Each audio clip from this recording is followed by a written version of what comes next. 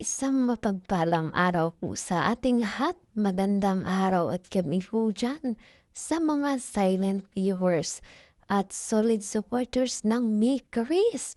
Miguel shoutout po at kamusta po kayo sa iyon mga kalingap? May panibago na naman po tayong pag-uusapan patungkol kung saan first day ng Me Chris sa Hong Kong. Krista, sobra ang saya. Pero bakit si Mikoy? Bad trip agad. Yan nga po ang ating pag-uusapan maya-maya na lamang. Pero bago po yan, kung bago ka pa lang po sa aking munting YouTube channel, palike, share, and subscribe naman po at pakipindot na rin po ng notification bell para lagi po kayong updated sa aking i-upload na video at paalala rin po bago po tayo magbigay ng ating mga komento at opinyon. Itapusin po muna natin ang kabuuan ng video nang sa karan nga po akma po ang ating i-comment mga kalingap at lagi ko rin nga pong hiling sa inyo. Patuloy nating suportahan ang mag-ama na matubang napapaganda nga po yung ipinapakita nila sa atin mga pagbibigay saya at tulong sa ating mga kababayan. Ipatuloy po nating suportahan at i-marathon mga kalingap nang sa ganun nga po mas marami pa silang matutulungan, lalong-lalo mga po dyan yung mga kapos sa pangangailangan, imalinga po nila. At syempre, wag rin nating kalimutang suportahan ang kanilang may bahay. Walang iba kundi sina Ate na Vlogs at Jackie Tafia. Wag po sana tayong magsasawang sumuporta.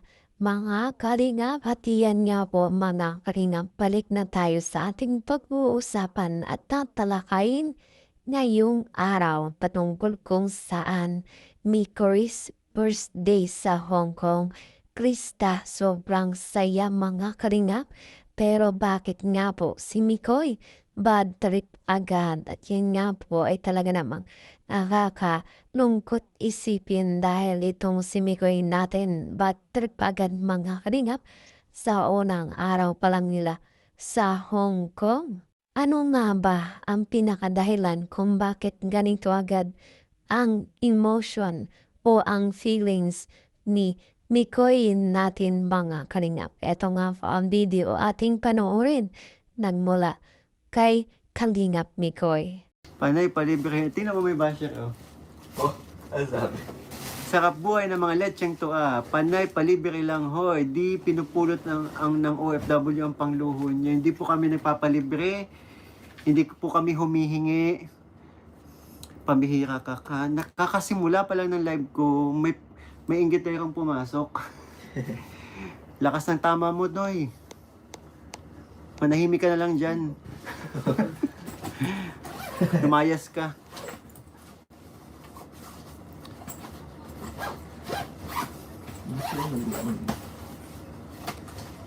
Ibang kasalanan ba namin na may mga nagmamahal sa amin?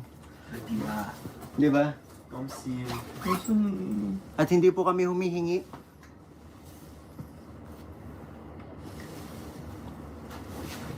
Jacket tapos na? Oo.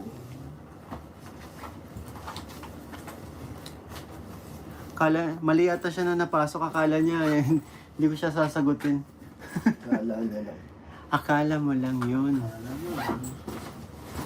Ay siya, nag-bash din daw sa live ni Beshi ngayon lang. Sabi nga nung sino na yung sabi, pag-inggit, pikit. Yan mga kalingap, grabe talagang hindi tinatantanan ng bashers itong si Kalingap Mikoy natin.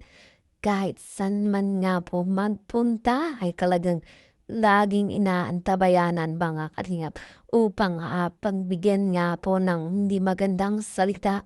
At dahil nga itong si Mikoy natin ay palaban, talagang pinapatulan niya mga kalingap, sinasagot niya talaga yung mga pangbabash sa kanya. At syempre ganun din kay Krista natin, At sa ngayon neto nga po talaga namang hindi talaga maganda yung mga sinasabi ng bashers na ito kay Kalingap Mikoy. Talagang nakakasakit din ng damdamin ng mga Kalingap. Pero kahit ganun pa man binaliwala din naman agad ni Mikoy ito at talagang ayaw niya ding patulan pa at pahabain pa ang isyong patungkol dito mga Kalingap. Bagkus pumunta sila na sa Hong Kong ay magsaya, hindi para magkaroon nga po ng sakit sa ulo o ng problema mga Kalingap. At unang araw nga po nila dito sa Hong Kong ay talagang susulitin nila ang mga pagkakataong ito dahil 1 linggo lang naman sila sa Hong Kong mga Kalingap. Kung kaya Krista at Mikoy natin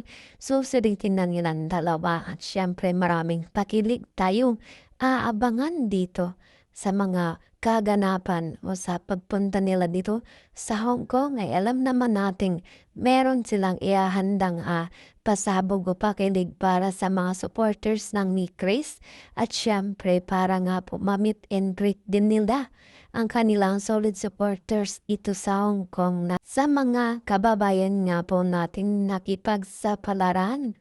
At ito nga po makikita nila itong si Bibi Krista at si Kalingap Mikoy. At yun nga po, doon naman sila masaya makikita natin na talagang sinalubong nila sa airport itong love team ng ni Chris at talagang masaya. At nakita na nila personal itong kanilang iniidolong love team mga Kalingap. At makikita natin talagang maganda ang ngiti ni Mikoy at ni Krista dahil first time nga po itong mangyari sa kanila mga Kalingap. At dahil dyan marami ang natuwa at sa mga nag-aabang ako dito sa love team ng ni Chris talagang napapangiti rin sa saya at nakikita nila kung gaano kasaya itong mi Christy, Mikoy at si Krista natin mga Kalingap. Ito nga po yung unang pagpunta ng dalawa sa Hong Kong. Talaga namang itong si Mikoy natin inaalagaan kumbaga mga Kalingap kung ano man yung mga dala ni Krista talagang itong si Mikoy natin andyan mga Kalingap. Talagang tinutulungan at gusto niya nga itong si Krista natin ay safe at hindi nga po sobrang mapapagad sa biyahe. At yan nga po mga Kalingap ang aking update sa ngayong araw patungkol kung saan mi Chris sa unang araw pa lang sa Hong Kong ay masaya na pero itong si Mikoy natin na bad trip agad mga Kalingap dahil nga po sa kanyang bashers na talagang hindi siya tinitigilan.